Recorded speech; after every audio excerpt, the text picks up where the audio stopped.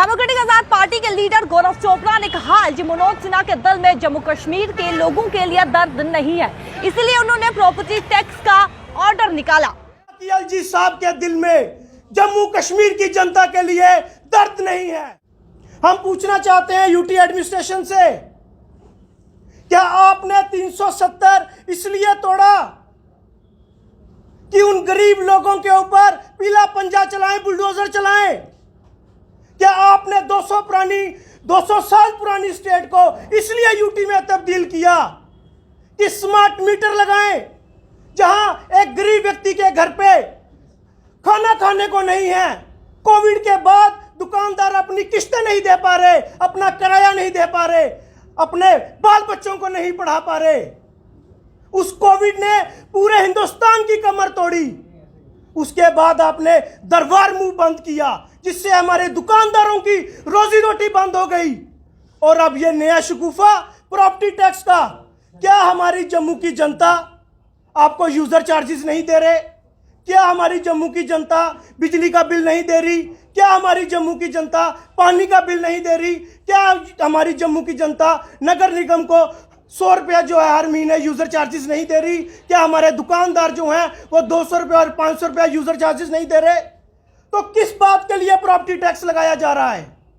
आखिरकार ये दोहरी राजनीति जम्मू शहर के अंदर क्यों चल रही है? एक मंदिरों के शहर को आपने प्रदर्शनों का शहर बना दिया, एक मंदिरों के शहर को आपने वाइन शॉप माफिया का शहर बना दिया, माइनिंग माफिया का शहर बना दिया। आज हमारी जो प्रेस वार्ता वो इसी के लिए है कि एलजी साहब आप चाहते क्या हैं? मैंने बड़ी बारी कहा कि एलजी साहब के दिल में जम्मू कश्मीर की जनता के लिए दर्द नहीं है, तभी बाहर से यहाँ ब्यूरोक्रेसी जो है वो इनके ऊपर हावी हो रही है, बाहर से लोगों को यहाँ लाया जाता है। भारतीय जनता पार्टी से पूछना चाहता हूं कि वो कहते हैं कि हम इसके खिलाफ हैं। आज हमें बताएं कि माननीय लेफ्टिनेंट गवर्नर साहब एलजी साहब किस पार्टी से बिलोंग करते हैं? क्या वो कांग्रेस के हैं? क्या वो एनसी के हैं? क्या वो किसी और दल के हैं? वो भारतीय जनता पार्टी से बिलोंग करते हैं। और कहीं ना कहीं यह भी सामने देखने को मिलता है कि भारतीय जनता पार्टी की एलजी एडमिनिस्ट्रेशन के आगे नहीं चलती। अगर चलती होती तो ये कानून इस तरीके से यहां लागू नहीं होते। आखिर क्या कसूर है? जिस व्यक्ति को उसके दादा ने या परदादा ने उसको प्रॉपर्टी दी है, उसके पास लैंड टाइटल नहीं है। आज वो 5 भाई हैं, 3 भाई हैं, कोई हमारा भाई ऑटो चलाता है, कोई मैटाडोर ड्राइवर है हमारा भाई, कोई दुकानों में काम करता है, कोई 5,000 रुपया सैलरी लेता है, कोई 9,000 रुपया ले रहा है, कोई सफाई कर्मचारी हमारा भाई है। वो कहां से ये प्रॉपर्टी टैक्स देंगे? अगर जम्मू नगर निगम का जनरल हाउस अपने आप में सुप्रीम पावर है, तो फिर इस प्रस्ताव को क्यों नहीं इंप्लीमेंट किया गया?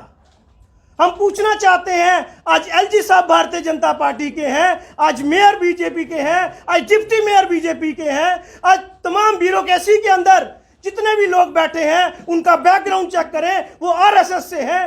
तो जम्मू शहर के अंदर यह अनर्थ और यह पाप क्यों किया जा रहा है? गौरव चोपड़ा ने एलजी प्रशासन पर निशाना साधते हुए कहा कि भाजपा सरकार की एलजी प्रशासन के आगे नहीं चलती, इसीलिए प्रॉपर्टी टैक्स का ऑर्डर जो है वो निकाला गया है। जहां पर उन्होंने ये भी कहा कि लोग जो है यानी कि दुकानदार जो है वो अभी कोविड से उभरे ही नहीं है, जहां पे उनको अपनी ईएमआई जो है वो देनी है, लेकिन वहीं पर अब प्रॉपर्टी टैक्स भी देखने को मिल रहा है। ऐसे कई सारे सवाल उन्होंने खड़े किए हैं, जहां पर उन्होंने ये भी कहा, क्या जम्मू कश्मीर की जनता आपको बिजली बिल नहीं दे पा रही है? क्या पानी का बिल नहीं दे पा रही है? क्या यूजर चार्जेस नहीं दे पा रही है? और अब आपने प्रॉपर्टी टैक्स का ऑर्डर भी निकाल दिया।